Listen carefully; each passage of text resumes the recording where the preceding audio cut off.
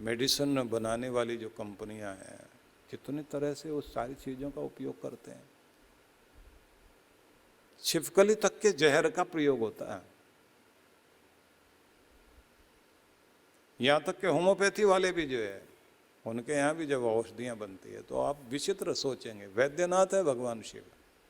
लेकिन यहाँ शिव जी की कथा नहीं कर रहा हूँ, मैं आपको ये बता रहा हूँ कि नारद ऋषि ऐसे हैं जिनके को सब प्यार करते हैं और सबके पास जाते हैं और सबको भक्ति जगाते हैं। सबका उद्धार कैसे हो सकता, बुरे लोग बुरा स्वभाव छोड़ दें और जो सज्जन लोग हैं, धर्मात्मा लोग हैं, वो निष्क्रिय बहुत होते हैं और दुर्जन सक्रिय बहुत होते हैं। सज्जन लोगों के पास अच्छी अच्छी बातें हैं, बातें बहुत करेंगे, करेंगे कुछ भी नहीं। दुर्जन के पास में बातें कुछ भी नहीं, लेकिन इतने एक्टिव रहते हैं, हद से ज्यादा एक्टिव है वो। तो सज्जनों को सक्रिय करने के लिए नारद जी काम करते हैं और दुष्टों को निष्क्रिय करने का काम। नादिर शाह जब भारत में आया तो एक साधु से मिला। उसने कहा बड़ा अत्याचार करता हुआ आ रहा था। तो साधु कुछ बोल रहे थे, दुर्जन का को निष्क्रिय रहना चाहिए, सज्जन को सक्रिय रहना चाहिए, ऐसे बोल रहे थे। और नादिर शाह ने सुना ये क्या बोल रहे हैं। उसने कहा तुम क्या ज्योतिष बताते हो? तो इन्होंने कहा क्या पूछना चाह रहे? बोले मुझे नींद बहुत आती है। बोले आपका सोना बहुत अच्छा है, खूब सोया करो, बस यही आशीर्वाद है, जाओ। अब किसी ने पूछा महात्मा जी से आपने ये क्या बताया? बोले ऐसे आदमी का सोना ही ठीक है, जितना सोए अच्छा ही है। कुंभकर्ण जितना सोता था अच्छा ही था। गलत लोग जो है ना, जितना सोए रहें तो अच्छा ही है। और ये अच्छे लोग अगर जो है वो आलसी हो जाएं तो नारद जी जाते हैं, जगाते हैं। बुरों को कहते हैं बस शांत होके बैठ जाओ और कुछ नहीं। कम से कम जो है शांत होके बैठे रहोगे उतनी देर तक बुराई से तो बचे रहोगे।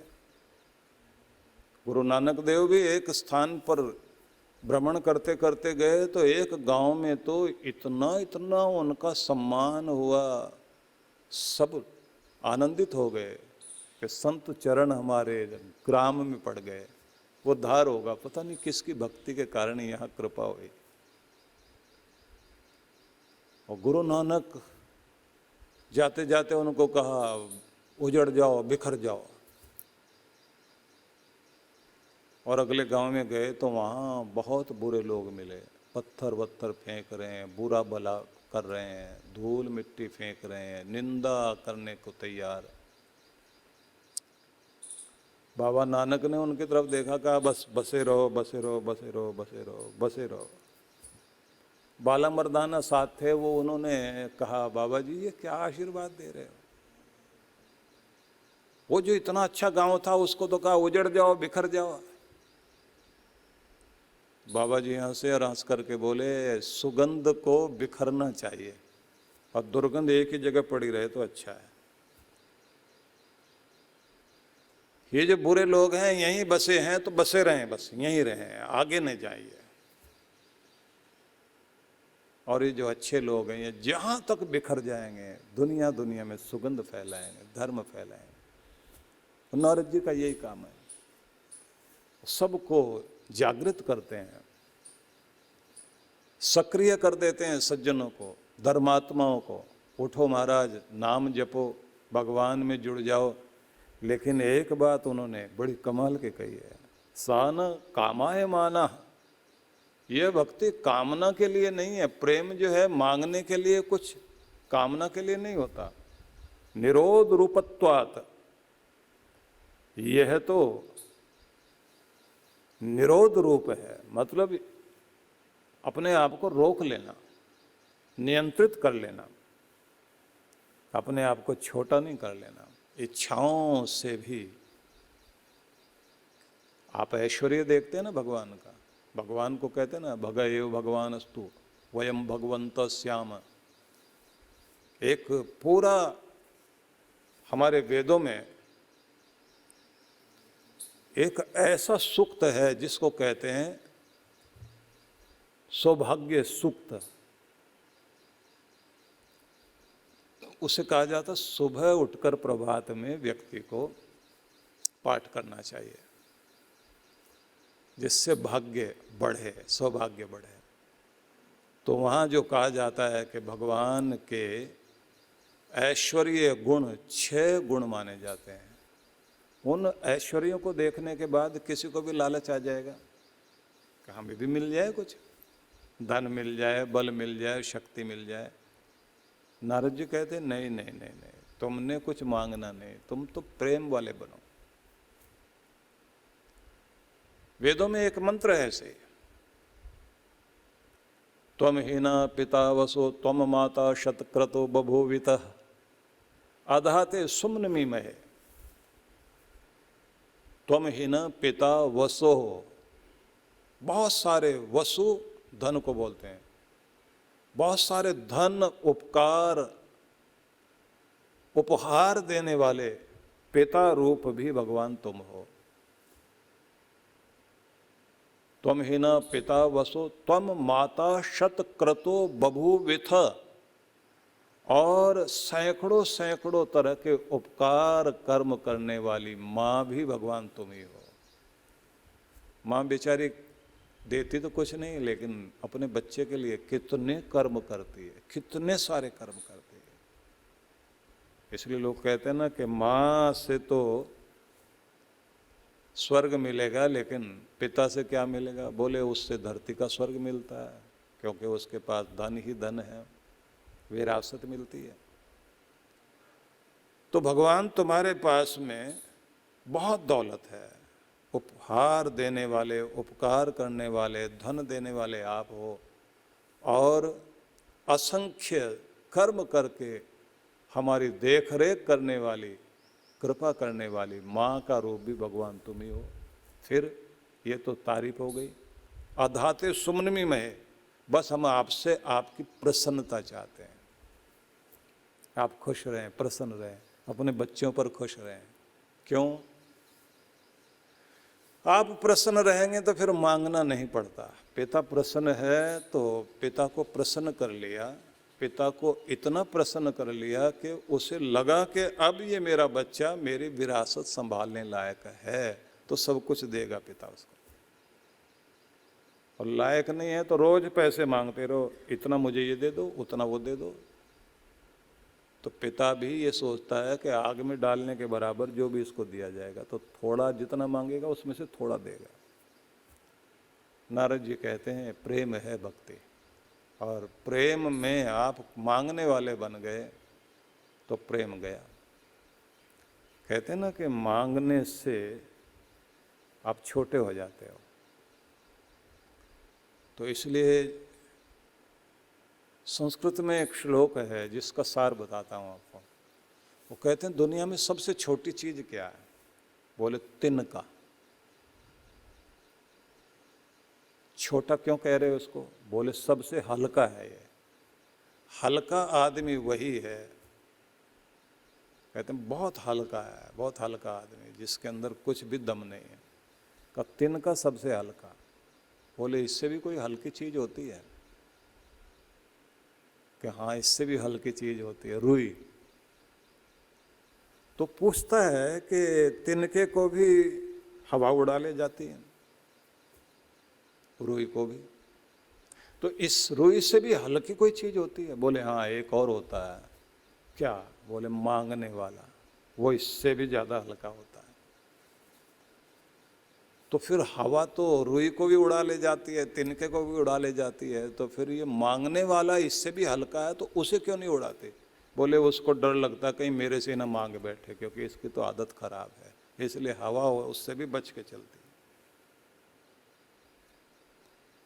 तो कहा है कि मांगने वाला बनेगा तो दरवाजे के बाहर ही रहेगा, प्यार वाला बनेगा तो भगवान के दर पर नहीं, अंदर पहुंचेगा, भगवान के चरणों में बैठेगा जाकर।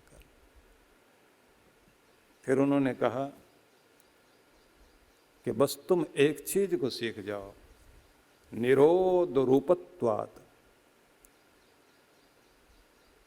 किसी कामना के लिए चाहने की जो चीजें होती हैं उसका निरोध कर सको, उसको विरोध कर सको, उसे रोक सको, बस यहां से तुम्हारा प्रेम का उदय होगा। चाहने वाली चीज जो है उसको आप रोक सको। कामना की परिधि से परे प्रेम है, पहले तो ये जान लो। और फिर ये कि तुम्हारे अंदर ऐश्वर्य देखकर भगवान के इच्छा होगी कि ये मांग लूं मैं। जिसके पास बहुत कुछ पड़ा हुआ है इनको तो देने में कोई दिक्कत ही नहीं होगी। बोले अपने आप को वहां रोक कर रखना, मांगना नहीं। आगे उन्होंने फिर एक श्लोक, एक सूत्र कहा, निरोधस्तु लोक वेद व्यापार न्यासः। दो चीजों में तुम्हें नियंत्रण करना है। किस चीज में? लोक वेद व्यापार न्यास। अब इसको थोड़ा समझ लीजिए। लौकिका नाम वैदिका नाम च व्यापाराणाम च कर्मणाम च न्यासः त्यागः इति निरोधः। अर्थात लौकिक कर्म और वैदिक कर्म, इन सब का परित्याग करते हुए तुम परमात्मा की भक्ति को करो। अब इसे समझ लीजिए। लौकिक कर्म, कर्मकांड करते हुए कोई भी ऐसी पूजा जिसमें आप जो है कुछ संसार की चीजें चाहने के लिए, कामना के लिए कार्य करते हो, और फिर वैदिक अनुष्ठान वगैरह करते हो, का इन सब से अलग हट करके थोड़ा अपने आप को आगे लेकर जाओ। जहां कुछ भी किसी भी तरीके से तुम चाहते ही नहीं हो, तुम्हारी इच्छा केवल एक ही है कि भगवान प्रसन्न हो। दूसरा रूप और बताया कि धर्म के नाम पर कर्मकांड में उलझे रहना और हृदय में प्रेम ना दिखाई दे, चेहरे पर प्रेम ना दिखाई दे, भक्ति का प्रेम ना दिखाई दे, दया ना दिखाई दे, सेवा भावना ना दिखाई दे। कर्मकांड पूरा करता है आदमी, सुबह से लेकर के शाम तक घंटे घड़ियाल बजाने में लगा हुआ है, यज्ञ याग तो कर रहा है, लेकिन किसी भी चीज में उसके चेहरे पर वो प्रेम नहीं झलकता कि वो अपने परमात्मा के निकट बैठ रहा है। कहते हैं ना कि जिसके निकट आप बैठ रहे हैं, आपने जो है खुशबू वाले फूल बांटे हैं, तो बांटने का परिणाम ये होगा कि हाथों में खुशबू आने लग जाएगी। तो जिनकी जिंदगी में खुशबू दिखाई नहीं देती, परमात्मा की सुगंध नहीं दिखाई देती, प्रेम नहीं दिखाई देता, बड़े कर्मकांडी, दंभी, झगड़ालू और यज्ञ याग करते करते इतने जोर से बोलेंगे। कुछ लोग तो आरती करते करते ही वो घर में काम करने वाले नौकर को या आया को डांट रहे होते हैं। भक्त जनों के संकट क्षण में दूर कर, उसको कह रहे हट पीछे, आरती चल रही है साथ साथ। कहिए कर्मकांड में उलझा हुआ आदमी और प्रेम नहीं प्रकट हो रहा। तुम प्रेम में किसी के क्या ये व्यवहार करोगे? प्रेम तो प्रेम है, कि तुम जानो तो सही कि भक्ति क्या है, प्रेम। तो लौकिका नाम वैदिका नाम च व्यापाराणाम च कर्माणाम च न्यास, इससे ऊपर उठ जाओ। त्याग देने का मतलब ये है कि इसको नहीं करना, ऐसा नहीं है। इसलिए एक व्यवस्था मानी जाती है कि जब आप फूल भी अर्पित कर रहे हो तो हाथ में लेकर उसको देखो कि ये परमात्मा का दिया हुआ वह पुष्प है जो कोमल भी है, सुगंध से भरपूर है, मुस्कुराता हुआ है। ये हृदय है। इस हृदय के भाव को भगवान को अर्पित कर रहा हूं। मेरा मन भी सुमन बन जाए, मेरा हृदय भी इतना ही कोमल हो, इसमें तेरे नाम की सुगंध उठ रही हो भगवान, तेरे गुणगान की सुगंध उठ रही हो। और जैसे ये खिला हुआ है, प्रसून कहते हैं फूल को, कांटों की सेज पर सो करके भी जिसकी मुस्कुराहट में कमी ना आया, आंधी तूफान के बीच भी जो मुस्कुराता रहे, तो वो रूप है फूल का। उस फूल को हाथ में लेकर आप भगवान को जब अर्पित करते हैं, मैं पूरी दुनिया की मुस्कुराहट, प्रसन्नता, आनंद को भगवान तुम्हें अर्पित करता हूँ और मैं भी प्रसन्न होकर आपको प्रणाम करता हूँ। मेरा हृदय का भाव है ये कि मैं पुष्प रूप में अपने हृदय को ही अर्पित कर रहा हूँ। लोग तुलसी माला गले में धारण करते हैं ना, तो तुलसी दल किसी भी चीज पे रखा जाता है तो भगवद अर्पण करने के लिए करते हैं, भोजन प्रसाद सब में रखते हैं ना। तो जिसने कंठ में ही तुलसी माला रख ली तो कहा कि अब ये कंठ, ये जिंदगी मेरी नहीं है, तेरी है भगवान। जिसने रुद्राक्ष पहना हुआ तो उसकी आंख रुद्र वाली आंख हो गई, शिव की आंख। शिव की आंख मतलब शिव जी किसी से घृणा नहीं करते, छोटा बड़ा, गरीब अमीर, और दुनिया की कड़वाहट पी करके भी शांत बैठे, वो वाली आंख। दृष्टिकोण ही तो मिलता है। भगवान कृष्ण ने क्या दिया था अर्जुन को? दिव्य दृष्टि। और गुरु क्या देते हैं शिष्य को? एक दिव्य दृष्टि देते हैं, देखने का नजरिया। रुद्र जैसी आंखें हो जाना, शिव वाली आंखें बना लेना, और फिर उसी करुणामय रूप से संसार को देखना और अपने आप को, शिव जी बैठे सबसे ऊंचे स्थान पर, जहां भी बैठो उच्चता को ध्यान में रख करके बैठो। ना नीची जगह बैठना, नीची जगह से मतलब नीचे लोगों में, गलत लोगों में नहीं बैठना। शिव जी के पास सब कुछ भंडारा है, भंडार भरपूर है, बांट रहे हैं सबको, लेकिन किसी से कुछ नहीं चाहिए, अपनी शांति में विराजमान है। तो कंठ में माला धारण की तो आपको ये महसूस होता है। और नारद जी की बड़ी कथाएं हैं, बहुत अलग अलग तरह की कथाएं हैं। तो इतना तो समय नहीं है कि इतनी चर्चा हो सके, लेकिन बस ये जरूर प्रार्थना कर लिया करो कि भगवान हम तुम्हारे हैं, तुम्हारी शरण में हैं, जैसे तुम रखो।